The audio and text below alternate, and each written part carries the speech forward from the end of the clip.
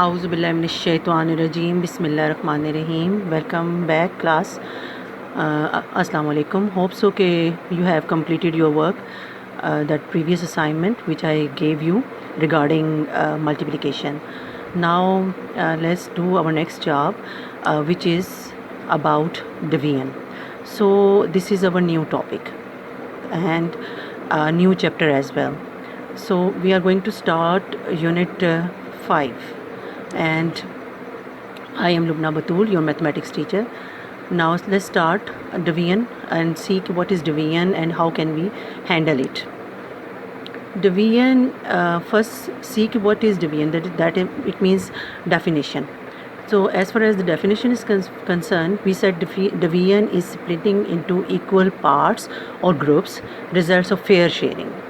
इसका मतलब ये है कि we are going to distribute the things, and we distribute the things among such group in such a way that each group contain the same number of objects. For example, if I have 25 chocolates and I want to distribute them among 5 students, what I'm going to do, I should distribute them by equally distributing them or dividing them. Like 25 or among 5 students means each student will contain or will have 5 chocolates. तभी बराबर होगा, तभी fair sharing होगी. Otherwise क्या होगा? Otherwise किसी को मैं अगर 6 देती हूँ, किसी को 4 देती हूँ, तो that is not fair sharing. So division means splitting into equal parts और groups, result of fair sharing. यानी कोई आपके पास ग्रुप है और आप उसमें डिस्ट्रीब्यूट कर रहे हो चीज़ों को और इस तरीके से कर रहे हो कि फेयर शेयरिंग हो. जैसे भी मैंने आपको एग्जांपल दी कि मैं 5 स्टूडेंट में अगर 25 चॉकलेट्स अगर मैं डिस्ट्रीब्यूट करूँगी, बांटूँगी, तो मैं इस तरह से बांटूँ कि हर एक बच्चे को बराबर मिले. ये नहीं कि किसी को ज़्यादा और किसी को कम मिल जाए. तो वो इस तरह से डिवीजन जब मैं करूँगी तो मुझे आई विल नो कि भाई हर बच्चे को मुझे 5 देनी चाहिए, किसी को कम या ज़्यादा नहीं देनी चाहिए. अब बात हो जाती है कि parts of the division means we use some terminologies in division. तो बेटा अभी जो मैंने अभी एग्जांपल आपको कोड की थी 25 चॉकलेट्स एंड देन 5 स्टूडेंट्स, तो आप इधर देखें तो 25 chocolates means the total quantity, यानी पूरी की पूरी क्वांटिटी जितनी मेरे पास है, जितनी मेरे पास मिकदार है. ठीक है. And the second thing is the group means the number of people, जो 5 थे, 5 स्टूडेंट्स थे ना, 5 पीपल थे. तो means we have 2 parts, very important parts in division. One is called dividend, which means total quantity that is being divided by divisor. ठीक है. And what is divisor? Divisor mean the number which divide the dividend. इसका मतलब ये है कि मुझे कैसे पता चला था कि how I'm going to know कि 5 student will have 5 chocolates each. तो वो मुझे ऐसे पता चला था कि that 5 student means the number or the group, and dividend means the total quantity is 25 chocolate. So I divide the 25 chocolate with the divisor 5, and 5 5s are 25. 5 5s are 25. So means I come to know that कि I have to distribute 5 chocolates among each child. यानी हर बच्चा 5 chocolate उसको मिलेंगी. Similarly बेटे, we have some other terminologies like quotient and symbol used. जैसे कि आप multiplication में क्रॉस का सिंबल यूज़ करते थे, similarly in case of division we use some symbol which is just a line and a dot on upper and lower side of that line, यानी एक ऊपर और एक नीचे. तो इस तरह का साइन जो होता है, that sign is used in division sign. Means whenever you see that sign you come to know I am going to divide. And the another thing, that most very important thing, that is called quotient. Quotient is actually the result of division. If you recall all your previous lessons, you come to know that the sum or total is the result of addition. And if you in case of subtraction, difference or left is or remaining is the answer of subtraction. And as far as the multiplication is concern तो आपका result जो होता था वो product होता था. Similarly in case of division you also have a result, some result, and that result is called quotient. So the result of the division is called quotient. So another thing that is very important to know that as in the case of multiplication you use tables for taking answer. Similarly in this case you are also using tables, but how you are going to use is that here the number of the times is very important. जो आपका times होता है या number of times होता है वो बहुत बहुत इंपॉर्टेंट होता है, because that is the result of division. For example अगर आप कर रहे हो 5 5s और 25, तो 5 जो सेंटर में आ रहा है आपका, जो आप नंबर ऑफ़ टाइम्स बता रहा है in such a way you get the product, तो वो जो नंबर ऑफ़ टाइम्स है that is the quotient in this case. Because यहाँ हम जो है प्रोडक्ट और मल्टीप्लिकेंट और मल्टीप्लायर की बात नहीं कर रहे. यहाँ हम जो बात कर रहे हैं वो हम कर रहे हैं डिवाइज़र, डिविडेंड, डिवाइज़र और क्वोशंट की. अगर मैं कहती हूँ एग्जांपल देती होती हूँ 5 multiply by 5 is equal to 25, तो बेटे इस केस में क्या होगा, 5 divided by 25 divided by 5 is equal to 5. यानी कि यहाँ मैं थोड़ा सा उसका ऑपोजिट जा रही हूँ. यहाँ मेरे पास प्रोडक्ट ऑलरेडी गिवन है, उस प्रोडक्ट को हमने नाम दिया डिविडेंड का, उस टोटल क्वांटिटी को हमने नाम दिया डिविडेंड का, एंड दैट टोटल क्वांटिटी और dividend is divided by divisor. उसको हम डिवाइज़र से डिवाइड करेंगे. ठीक है, तो divisor is responsible to divide the dividend. जो कम्प्लीटली डिवाइड करता है वही डिवाइज़र होता है. ठीक है ना, divisor is responsible to divide the dividend completely. ठीक, तो हम जैसे हम कहते हैं कि 4 है और 2 है, तो 2 इज़ द डिवाइज़र ऑफ 4, क्योंकि 2 इज़ डिवाइडिंग 4 कम्प्लीटली. ठीक है, तो इट विल डिवाइड कम्प्लीटली. तो हमारे पास जहाँ पे जो मैंने अभी एग्जांपल कोट की थी आपको 25 और 5 की, तो 5 will be the divisor and 25 the total quantity of chocolate will be the dividend. तो हम क्या करेंगे, डिविडेंड को डिवाइज़र से डिवाइड कर लेंगे, और जो हमारा नंबर ऑफ़ टाइम जिस टाइम्स पे ये डिविडेंड आपका डिवाइड हुआ है वो आपका रिजल्टेंट होगा. ये आपको अभी इस एग्जाम्पल में आपको मिल जाएगा. जो आपकी एग्जाम्पल है that is the exercise number 1, page 66 पे आपकी ये एग्जाम्पल है, relevant in unit 5. But here we have some problems in the picture because the picture is not matching with the question. इसमें थोड़ा सा पिक्चर में प्रॉब्लम थी, तो मैंने वो ठीक कर दी है. और मैं आपसे भी यही एक्सपेक्ट करूँगी कि that you will cross the last 4 रोज़, उनको आप क्रॉस कर दें, बिकॉज हमें 8 रोज़ चाहिए. ठीक है, and because you are going to divide 48 tomatoes in 8 groups. आपको 8 ग्रुप बनाने हैं, लेकिन यहाँ पे अनफॉर्चुनेटली 12 ग्रुप बने हुए थे. अगर आप काउंट करोगे ना तो ये 12 बने हुए थे. आप क्या करोगे, लास्ट 4 आप क्रॉस कर दोगे and in this way you will get 8 groups. अब ये 8 ग्रुप हैं बेटा, अब इसमें आपने इस 48 को इक्वली डिस्ट्रीब्यूट करना है. समझ आ रही है मेरी बात, इक्वली डिस्ट्रीब्यूट करना है. तो अब क्या है कि आप या तो नंबर ऑफ़ टाइम्स काउंट करते जाओगे तभी आपको पता चल जाएगा, या फिर आप काउंट करते जाओ. ये 8 हो गए, नेक्स्ट 8 आप जब काउंट करोगे तो 16 हो जाएंगे, नेक्स्ट 8 आप काउंट करोगे तो 24 हो जाएंगे. इन द नेक्स्ट वे आपके पास क्या आ जाएगा, तो 4 8s are 32. फिर आपके पास 5 8s आ जाएगा 40, एंड देन 6 8s are 48. और अगर आप इसको काउंट भी करेंगे तो in the way like plus you are adding that 1 2 3 4 5 6 7 8 9 10 11 12 13 14 15 16. इस तरह आपका अगर आप काउंट करोगे, even though you get the answer, and the answer will B. अब आप कैसे आंसर आपको पता चलेगा, क्योंकि ये तो आपकी टोटल क्वांटिटी हो गई. ठीक है, अब आपने टोटल क्वांटिटी को डिस्ट्रीब्यूट कर दिया 8 ग्रुप में, 1 2 3 4 5 6 7 8 ग्रुप में आपने इसको डिस्ट्रीब्यूट कर दिया. And how I am going to know the answer, just see कि ईच ग्रुप में आपका कितना टोमेटोज़ जो है वो डिस्ट्रीब्यूट हो गया, इक्वली डिस्ट्रीब्यूट हो गया. 1 2 3 4 5 6. It means 6 will be the answer. It means the 6 tomatoes will be equally distributed among 8 groups. 8 group में आपके 6 टोमेटोज़ आएंगे, यानी हर ग्रुप के पास 6 टोमेटोज़ आएंगे. तभी वो जो 48 टोमेटोज़ का ग्रुप है, टोटल क्वांटिटी है, वो आप इक्वल डिस्ट्रीब्यूट करेंगे. हमारी जो नेक्स्ट एग्जांपल है हमारी बुक के अंदर, that is divide 18 bars into 9 groups equally. तो बेटे आपने क्या करना होगा, 18 बार्स को आपने 9 ग्रुप में बनाना है. ठीक है, तो आपने 9 group you are going to draw it or calculate it. 1 2 3 4 5 6 7 8 9.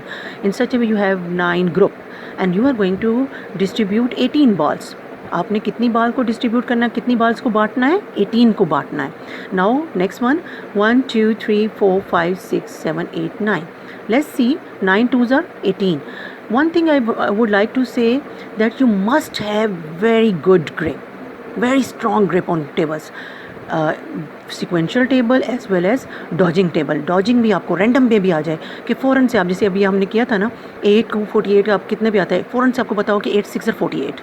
ठीक है, तो you must have command on tables, क्योंकि ये बहुत बहुत एसेंशियल्स होता है regarding multiplication as well as division. So you are going to distribute 18 bars in 9 groups. ठीक है, तो आपने 9 कर लिया, फिर आपने देखा 10 11 12 13 14 15 16 17 18. So now you equally distribute 18 bars among 9 groups and each group will have 2 bars. Each will group have 2 balls. Her group के पास 2 balls आई हैं. आपको ये बात, मेरी बात समझ आ रही है? So in such a way you distribute the 18 balls equally among 8 groups. आपने 9 ग्रुप्स, आपने 9 ग्रुप्स में 18 balls को बहुत बराबर आपने इसको डिवाइड कर लिया. हमारा जो आंसर आ जाएगा वो ये होगा 18 डिवाइडेड बाय 9, क्योंकि आपके पास 18 balls हैं और आपके ग्रुप, नंबर ऑफ़ ग्रुप जो कि आपका डिवाइज़र कहलाता है, नंबर ऑफ़ ग्रुप हमारे पास कितना है 9. तो 9 2s are 18. अब मैंने आपको कहा था ना कि number of times is very very important because this is your answer now and it is called quotient. It is called quotient. 9 2s are 18, so 2 is your answer. देखिए 2 ही आ रहा है ना, हर ग्रुप में कितनी balls आ रही हैं 2. ठीक है, so each group contain 2 balls. So 2 is the answer in case of when we dividing 18 with 9. ठीक है बेटा, hope so you understand it well. Let's see our next task. Our next task is mental division and it is on page 66 as well as 67. क्यों मैंने 66 और 67 को इकट्ठा लिख दिया है? Because both have the same method, that is the mental division. आपका जो क्वेश्चन नंबर 3 ऑफ एक्सरसाइज 2 है and exercise 2 of that is on page 67, it has the same method, उसी मेथड से करना है. तो दैट्स वाई मैंने दोनों स्लाइड को कंसेक्टिव बना दिया, एक के बाद एक बना दिया, सो दैट कि आपको डिफ़िकल्टी नहीं होगी अंडरस्टैंडिंग में कि अच्छा ये काम करना है. तो मेंटल डिवीजन क्या होता है आपको पता है ना, ज़ुबानी आपने करना होता है. तो इसके लिए अगेन मैं आपको ये कहूँगी बेटा कि आपके पास शार्प होना चाहिए grip on tables. Let's see the question. The first question on your page 66 regarding question number 3, the first and 2 part, that is 42 divided by 6. तो 6 7s are 42, तो 7 will be your answer. यानी इस दफ़ा आपके number of times देखना है. उस वक्त होता था ना, आपने प्रोडक्ट करना होता था 6 multiply by 7 is equal to 42. ठीक है ना, ये वही चीज़ है, बस सिर्फ ये है कि अब आपने नंबर ऑफ़ टाइम्स पे नज़र रखनी है. ठीक है, अब आपका आंसर नंबर ऑफ़ टाइम्स है, तो अब आपको जो टाइम्स हैं उस पर नज़र रखनी है. ठीक है ना, अब देखें 36 डिवाइडेड बाय 9, तो 9 4s are 36, तो 4 विल बी द आंसर. हमारे पास 9 4s are 36 है ना बेटा, तो 4 will be the answer. Let's see the another part C and D.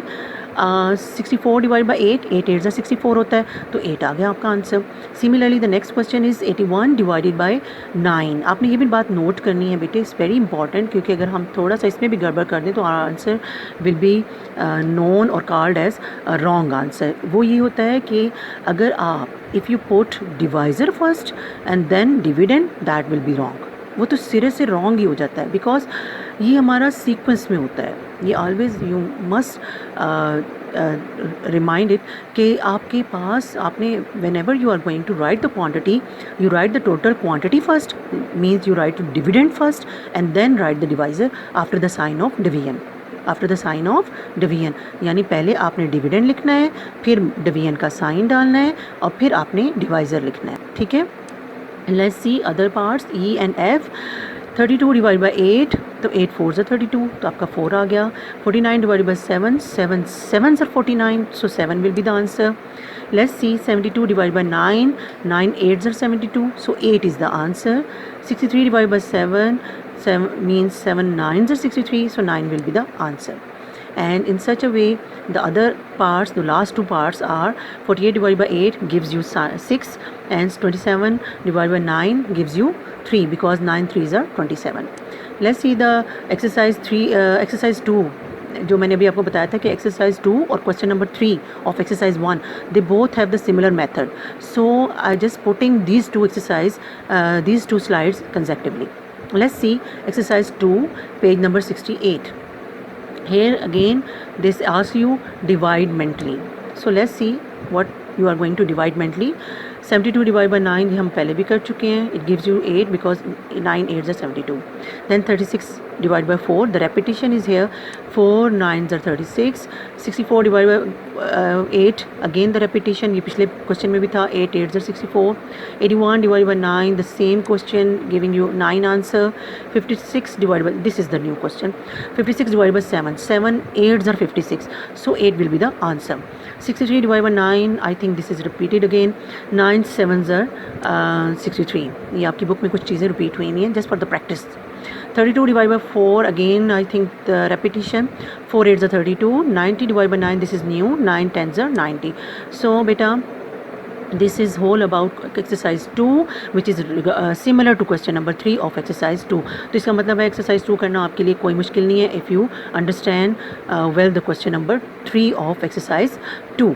Let's see what is the question number 4. Question number 4 is very important because it is regarding word problem. It is regarding word problem. It is on page 67. Word problem में बेटे as usual मैं आपको कुछ बताऊंगी क्योंकि ये बहुत important होता है कि आपको गिवन डेटा की भी अंडरस्टैंडिंग हो और उसके बाद आपको क्वेश्चन की भी अंडरस्टैंडिंग हो, क्योंकि if afterwards you would be able to know or to understand what you are going to do. अभी देखें उसी तरह की एक छोटी सी स्टोरी बिल्ट हुई हुई है जैसे कि आप प्रीवियसली आप हैंडल करते रहे हो, like you are handling in question in addition and in subtraction and in multiplication as well. The same way they gave you one information or data, given data where you have some information like there are 72 flowers. So quantity, total quantity is given. आप थोड़ा सा इस चीज़ पे नज़र रखिएगा. Total quantity is given. Huma wants to make 9 bouquet. Huma wants to make 9 bouquet from these 72 flower or by using 72 flowers. How many flowers will be there in each bouquet? तो फिर वो हर बुके में अगर वो equally distribute करे तो वो 72 flowers हर bouquet में कितने आएंगे. अब आपने नोट किया it is just contrary to multiplication. Multiplication में ये था कि हम आ बॉक्स की बात कर रहे थे, यानी 1, the amount of 1 was mentioned in given data, and similarly in this case, not similarly, in this case you can see that the whole quantity is given. वहाँ पे आप whole quantity और total quantity find out करते थे. Opposite इसीलिए ना, मैंने आपको कहा ना ये मल्टीप्लिकेशन का ऑपोजिट है. वहाँ आपके पास 1 की इंफॉर्मेशन होती थी and you were finding the quantity of more और टोटल क्वांटिटी. बट हेयर आप देखें in this case the total quantity is given and you are going to find the quantity of 1. How many flowers will be there in each bouquet. हर एक bouquet में कितने flower हैं. हर एक का मतलब है एक एक बुके, जितने आपने 9 बुके बनाए हैं तो आप ये देखोगे कि एक एक बुके में कितना आया. तो means that you are going to find out the quantity of 1. अब आप क्वांटिटी ऑफ 1 फाइंड आउट करने जा रहे हो. सो इसीलिए मैंने आपको कहा it is just opposite to the multiplication. तो आप देखें बेटा, टोटल नंबर ऑफ़ फ्लावर्स 72, बिल्कुल जैसे हम हमारी गिवन इन्फॉर्मेशन होती है हम उसको पहले हैंडल करते हैं स्टेटमेंट बनाते हुए. यही बात है ना, तो हम यहाँ पे भी यही करेंगे. We are just going to write total number of flowers which are 72 and then Huma wants to make how many bouquet? She wants to make 9 bouquet by using 72 flowers. Now देखिए number of flowers in each bouquet are, अब as you know that कि अभी आपको पता चल गया कि you are going to find that or you understand that you are going to distribute 72 flowers in 9 bouquet. अब आपको पता चल गया कि आपने बांटना है 72 फ्लावर्स को 9 बुके में, मतलब आपको डिवीजन करनी है। So you will use division sign and then 9 8s are, आप टेबल पढ़ोगे 9 का, तो 9 8s आर 72। अगर आपको डॉजिंग टेबल और रैंडम टेबल आता है, I think that there will be no problem of getting answer from this question. 9 8s are 72, तो 8 आपका टाइम्स आया है, तो 8 flowers will be there in each bouquet. 8 flowers will be there in each bouquet. So we will write number of flowers in each bouquet. Like here, how many flowers, how many, क्योंकि हमने हटा देना है, क्यों how many का मतलब होता है कितने आएंगे, तो how many is the question, how many is the question, तो हम उसकी जगह लिखेंगे number of flowers will be there in each bouquet। ठीक है, तो will number of flowers in each bouquet will be 8। ठीक है, समझ आ गई बेटा। अगला देखते हैं बेटे। Next one is again word problem, that is Ali wants to put 64 books equally. Equally मतलब वही आपको इक्वली, ये equally is the key word, equally is the key word along with one और ईच, कि जो ही आपके क्वेश्चन में ईच आया आपको समझ आ गई, अपने डिवीजन करती हैं। और सेकंड जो आपके पास की वर्ड होता है in case of understanding that whether you are going to use division operation और नॉट, तो इसमें आपने क्या करना होता है, along with each you understand that equally, equally जो ही आया आपको समझ आ जाना है कि you are going to use, you are going to do division. Ali wants to put 64 books equally in 8 shelves, उसके पास 8 बुक शेल्व्स हैं और उसमें उसने 64 बुक्स को अरेंज करना है। ठीक है, लगाना है। How many books will be there in each shelf, तो कितने बुक्स वो हर शेल्फ में, हर एक शेल्फ में लगाए कि वो बराबर आ जाए। यानी ये ना हो कि किसी शेल्फ में 12 पड़ी हैं, किसी में 6 पड़ी हैं, नो, बल्कि ये हो कि इक्वली डिस्ट्रीब्यूशन हुई हो, हर शेल्फ में बराबर हो। और नंबर ऑफ़ शेल्फ्स कितने हैं हमारे पास, 8, यानी 8 शेल्फ्स में 64 बुक्स को हमने इक्वली अरेंज करना है। Let's see what will be the statement. The first statement, total number of books, these are 64. Ali wants to put them equally in shelves, and these are 8, and number of books in each shelf will be 64 divided by 8। हमारा dividend जो है वो 64 है, divisor जो है 8 है। In the center you are going to put the sign of division और symbol of the division. Symbol हमेशा आप सेंटर में लगाते हो, ये तो आपको पता ही है। ठीक है ना, तो आपने 8 का टेबल, आप इसको आपको ज़ुबानी आता है, just read out the table and get कि how many times the 64 will be there. तो 8 8s are 64, 8 8s are 64, your answer will be 8। ठीक है, तो number of books in each shelf will be 8। Let's see the next question. Next question is about the new topic which is called long division. अब long division क्या होता है? Long division ये होता है बेटा कि सम टाइम, अभी क्योंकि हमें टेबल्स जो होते हैं हमारी हैंडलिंग 10 टाइम्स तक है, 10 टाइम्स तक है ना, आपको 2 10s तक आता है, 3 10s तक आता है, 4 10s तक आता है। अब अगर कोई ऐसा नंबर आ जाए जो कि 10 से एक्सीड कर जाए, ठीक है, it exceeded from the 10 times, तो फिर क्या करेंगे? 10 टाइम्स से बढ़ गया है, अब क्या करें? तो फिर हमें कोई मेथड तो आना चाहिए ना, अदरवाइज़ हम वहीं पे स्टक हो जाएं। तो हमारा मेथड क्या है ये हम देखते हैं। ठीक है, तो that method is known as long division. So first let's see the statement and then इंशाल्लाह I am going to tell you how you are going to solve it by long division method. There are 99 mango trees in a garden in 9 rows. Mango tree है, एक mango tree garden है और उसमें 99 mangoes grown हैं और वो 9 रोज़ में arrange हैं। ठीक है ना, समझ आ रही है कि 99 ट्रीज़ एक बाग में लगे हुए हैं और वो 9 रोज़ में लगे हुए हैं। ठीक, अब क्या, how many trees are there in each row, तो कितने ट्रीज़ हर रो में आएंगे।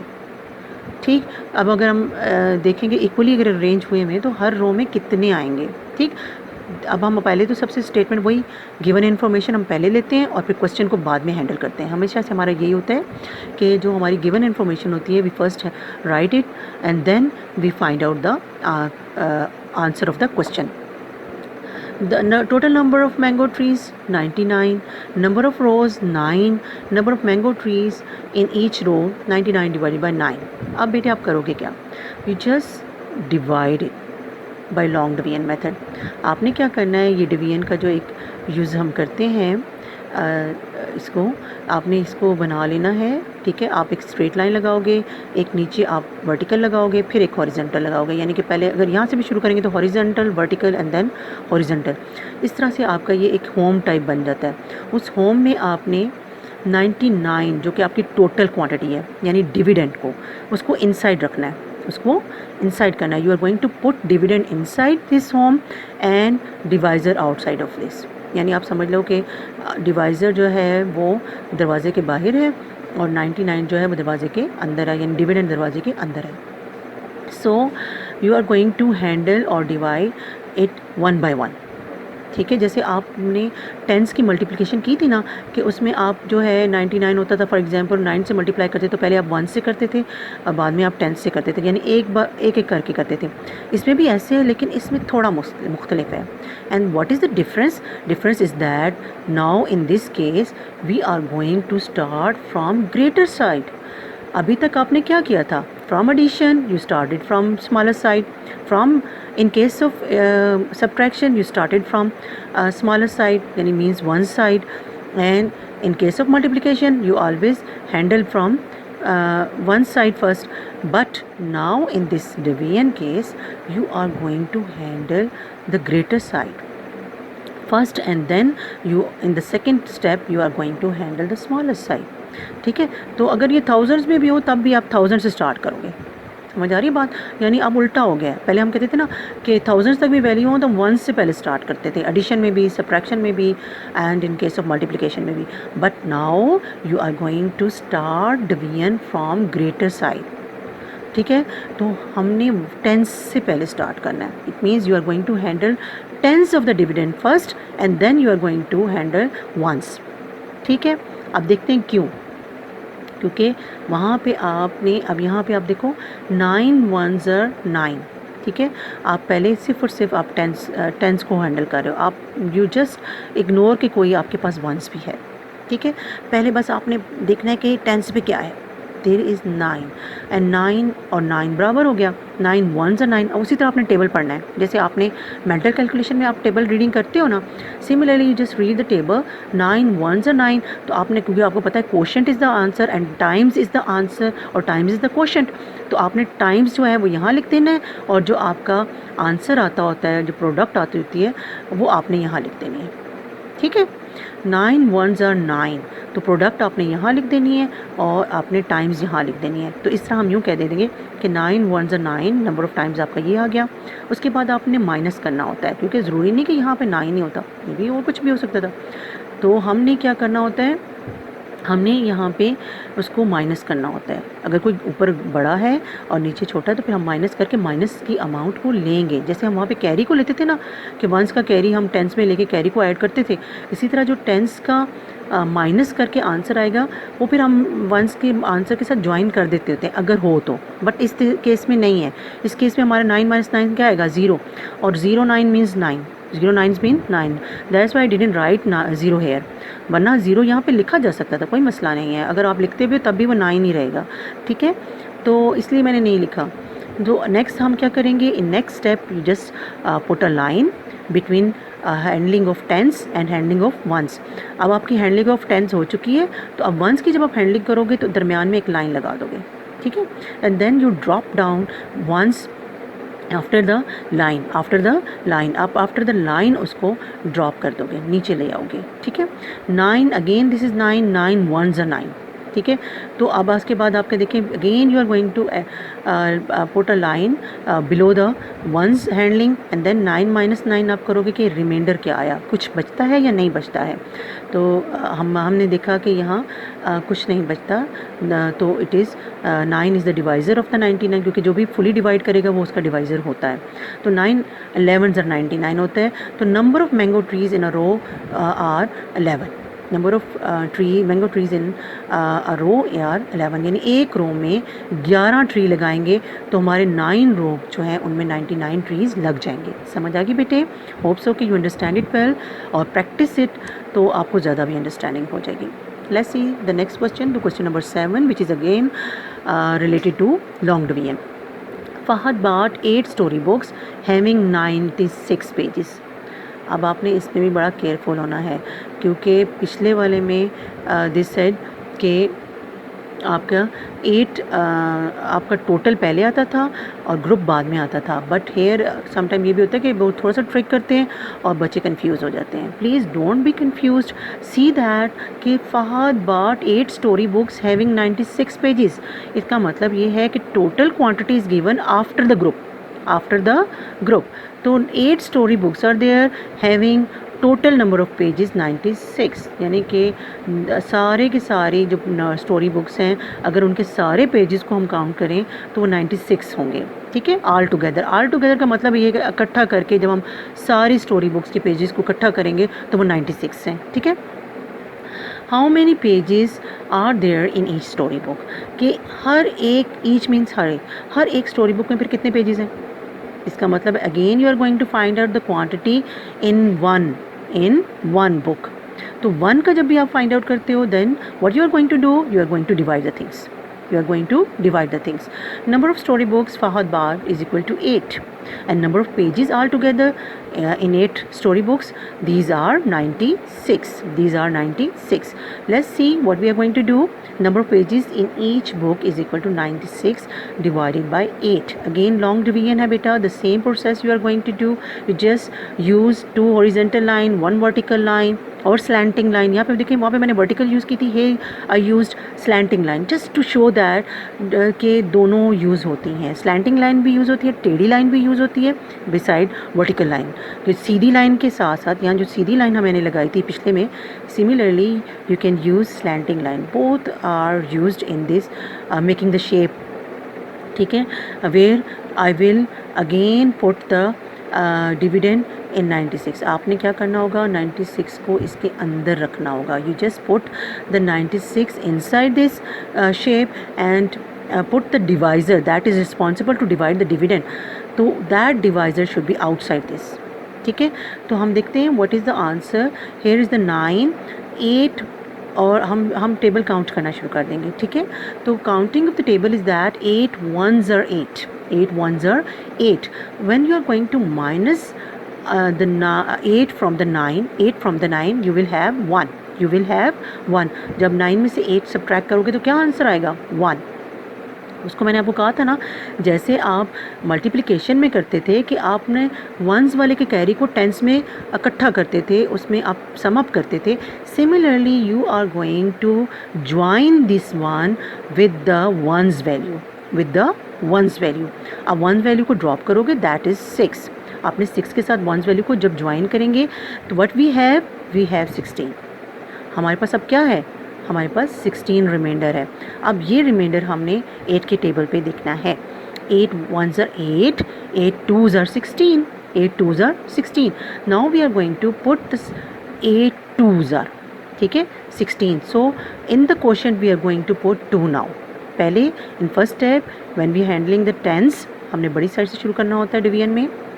तो हमने क्या किया, we put 1 in the quotient and write the answer in the just below the tens value, then 9 minus 8 gives us 1, and then we drop the 1's value and join them and we get 16. 16 again we are going to read out the table. हमने क्या किया, 8 ones are 8, table पढ़ना शुरू किया, 8 twos are 16. सो यहाँ पे completely divide हो गया. ठीक है, कम्प्लीटली डिवाइड हो गया. तो हम क्या करेंगे, 2 times 8 twos are 16. 2 times we are going to put in the quotient because times number of times are is answer. ठीक है, इस क्वेश्चन. तो अब हमने 16 नीचे लिख लिया. 6 minus 6 0, 1 minus 1 0. So 12 is your answer. That the quotient. So number of pages in each book are 12. So each storybook contains 12 pages. ठीक है, तो हर स्टोरी बुक में 12 पेजेस हैं. ठीक बेटा, I hope you understand this. Let's see, this is all about your exercise 1 and 2 regarding division. And one more thing that you are going to keep in your mind is that quotient is actually number of times when you are going to read out the table. जब आप table को पढ़ोगे तो आपने ये याद रखना है कि जो नंबर ऑफ़ टाइम्स है वही क्वोशंट है. और वही आपका आंसर है, वही आपका आंसर है। तो बेटे I am going to give you some home assignment and your first task is do question number 1, question number 2 and question number 3 of exercise 1 on your book. Let's see the next task. Next task is that is very very important, ये आपकी बहुत ही important है, ठीक है। And this is solve question number 4, question number 5, question number 6 and question number 7 in your copy. Statement questions, word problem. तो word problem को आपने अपनी कॉपी पे करना है और you are going to use 1 page, जैसे मैंने 1 slide for the 1 question use किया है, similarly you are going to use 1 page for the 1 question, ठीक है बेटे। Let's see the next task. The next task is solve exercise 2 on your book. As I told you earlier कि question number 3 and exercise number 2 both are regarding mental calculation, ठीक है। तो आप उसको हल करेंगे, ठीक है बेटा। तो till I hope so you understand it well and you will do your task on your copy and as well as on your book. Till next question bete, from my side, Allah Hafiz.